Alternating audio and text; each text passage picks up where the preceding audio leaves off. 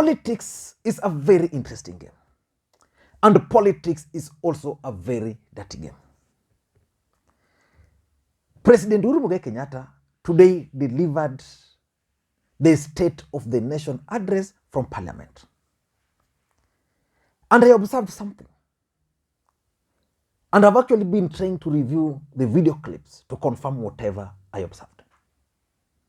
President Uhuru Kenyatta actually snubbed his deputy.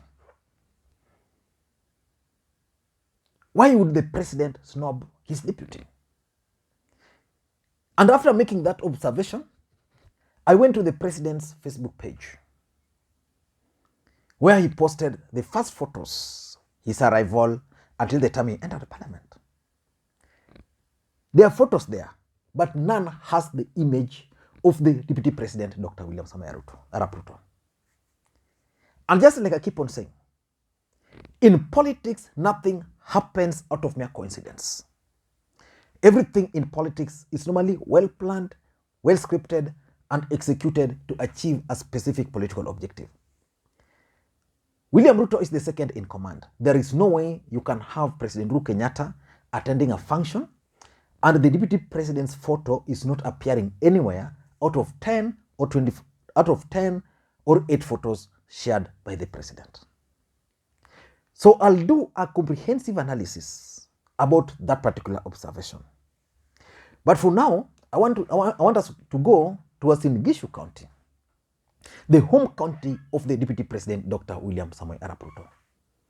Down there, something very interesting is also happening. There is a fight between Oscar Sudi and Jackson Mandago. Oscar Sudi is the member of parliament for Kapseret constituency and is a close ally of the Deputy President, Dr. William Ruto. If you ask me, the closest person to Ruto in this country is none other than Oscar Sudi. And then there is Jackson Mandago, who is the governor. And since governors are not allowed second term, Jackson Mandago, and I consider him to be one of the brave governors, declared that he was going to run for the Uasin Gishu senatorial seat. Most governors would not do that. The only other governor who has been courageous enough to announce his intention is actually Governor Rasanga, Cornell of Siaya, who has declared his interest in Alego Usonga. Obado is still undecided whether to be William Ruto's running mate. For example, he's not sure whether he wants to be the member of parliament for Oriri or to run for the Senate. But this fight between Oscar Sudi and Mandago, I'm seeing the hands of the Deputy President, Dr. William Ruto. And I'm going to explain. Oscar Sudi and Mandago have a very interesting past. In the last election, for example, Oscar Sudi teamed up with Mandago. They were not the favorite in Jubilee. Mandago managed to win against Buzeki because of the support he received from NASA. For those who follow politics, at some point after the 2013 election, at some point there, even before 2017 here, Oscar Sudi was actually leaning towards Gideon Moi. So when he went for the elections, they were not favorites. So they managed to win. But Oscar Sudi has managed to work his way around the deputy president. They are very close. Mandago is not very close with the deputy president, but they don't have a problem.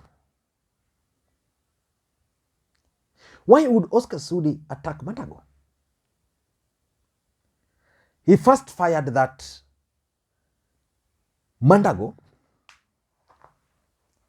should not run for the senatorial seat, but instead go up there and campaign for the deputy president and probably be considered for the cabinet secretary post. And then he later on fired that Mandago, having failed as a governor,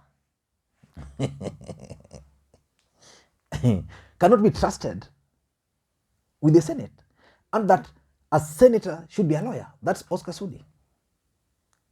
That a senator should be a lawyer. Then Mandago fired back that Oscar Sudi should not be speaking. Why? Because Oscar Sudi is a class 8 dropout and is not even able to address parliament in English. It didn't end there. Mandago then reminded Oscar Sudi that he should not be talking about issues of Uasin Gishu. Why? Because Oscar Sudi comes from Marakwet. Then Oscar Sudi also reminded Mandago that he should not forget that he comes from Turkana. But I don't want to get into those. Why do I have a feeling that Oscar Sudi is being used by William Ruto to fight Mandago? I have 5 reasons, and I want you guys to pay very close attention. But before we do that, for those who are watching this channel for the first time, what we do on this channel is that we analyze politics in a way you can't find any other place.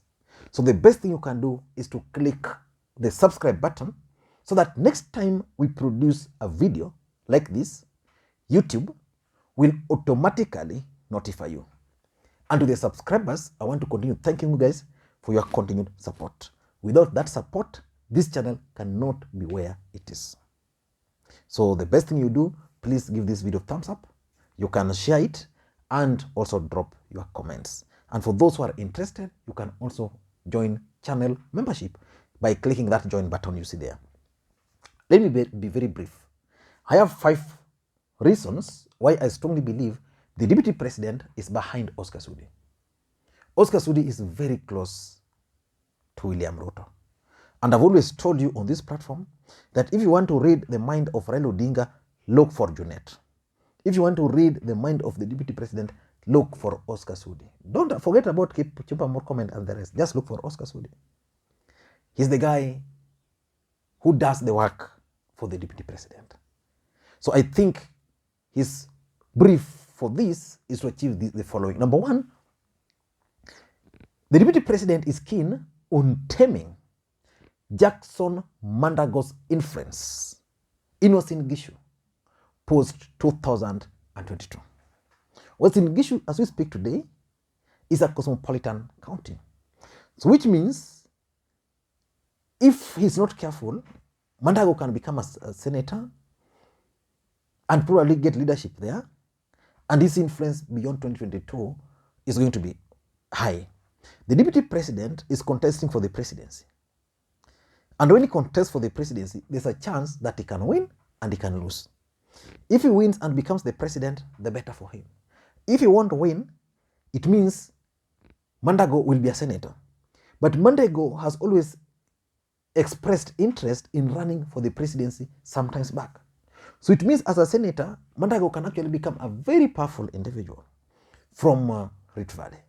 This is something which the DP is not interested in witnessing. So how do you stop this? You ensure that during election or before election, people are told that Mandago is not the right person to lead, having been a governor. Or you make a promise to him that you're going to make him a cabinet secretary, and then you don't do that. So William Ruto, in my view, is interested in taming Jackson Mandago's influence. And Mandago is well aware. And he responded, I'm going to foresee a situation where Mandago is going to run as a Senate, maybe not under UDA, but as an independent, something which Buzeki did. And if he can succeed, then he's going to give Ruto problems, even if Ruto is the president. So that's number 1. They want to tame Mandago's influence beyond 2022. Number 2, it is also clear that the Deputy President, Dr. William Ruto, has a preferred candidate for Uasin Gishu. There's a lawyer, the young lawyer, Onesmus Karori, I think I got the name right. He's normally on KTN, very bright chap. has been handling a lot of legal matters for the deputy president. That is the guy William Ruto and his brigades wants to become the governor. To become the Senate. Mandago, having been the governor, already has his network. He has his team. If anything, there are people who have made their millions because Mandago was the governor. So these people will be willing to support Mandago. So if they don't control that now, it means their preferred candidate might actually lose to Mandago. And that's why Oscar Sudi is going outside there saying you need a lawyer as a senator who will be able to articulate issues. Then beyond that, a senator should be a young person, still fits the description of this guy. And then Mandago should look for some other thing to do. So this candidate, the preferred candidate, is the reason why William Ruto has sent Oscar Sudi to fight Mandago. Number 3 is the choice of the next governor for Uasin Gishu. You know, local politics normally have their own dynamics. William Ruto might be very popular up there. Just like in the last election, his own member of parliament was elected on an independent ticket. Why? Because of the dynamics. There's a guy there called Okwaro who won Jubilee, but the Kalenjins there ganged up against him. The deputy president would not want a situation where the next governor of Uasin Gishu is Buzeki. Buzeki has said for him, he's not interested in UDA. He's going to run as an independent. So he has figured out his calculations. I don't know the dynamics down there, but what I'm trying to assume is that by Mandago running, he's going to complicate the equation for a preferred gubernatorial candidate. Let's say he comes from side C and the gubernatorial candidate comes from the other side and they are expected to get the C side. And that, in my view, control of the next governor for Uasin Gishu, so that Mandago will not have a say on who becomes the next governor for Uasin Gishu. Number 4, there is this accusation against Mandago that he has already formed his party. The deputy president is totally against small political parties. You are either in UDA, ODM, Ford Kenya, or Wiper, or even ANC. And in case he has his own party, what is his game plan? Giving Ruto problems. What if he wins with another party as a senator? And lastly, and this is true, William Ruto would not want a situation where another Margaret Kamar is created in Uasin Gishu. Margaret Kamar is the senator for Uasin Gishu, was elected on Jubilee ticket. When it comes to vote in parliament, she always votes with the side of President Uhuru Kenyatta. Margaret Kamar has given Ruto problems. When allies of the DP were being kicked out from the Senate, Margaret Kamar was one of the people who voted for that move. The DP was embarrassed because her own senator was doing this. So I think to fix that, the deputy president wants someone he can control. And if you've been studying William Ruto's politics, he believes that it's easier to control young people. People like Osoro, Jichopevu, these young people who are getting into parliament, they've never seen good money. You confuse them with good money, you give them one project here, there, they start singing. So he believes that Oliver Karori can actually be loyal, cannot betray him. Margaret Kamar is the wife to be what? Has her own money. So whether she's in parliament or not, she doesn't care. I don't know what you think, but that's my take. There was one Kenya Lands Movement meeting, crisis meeting in the morning.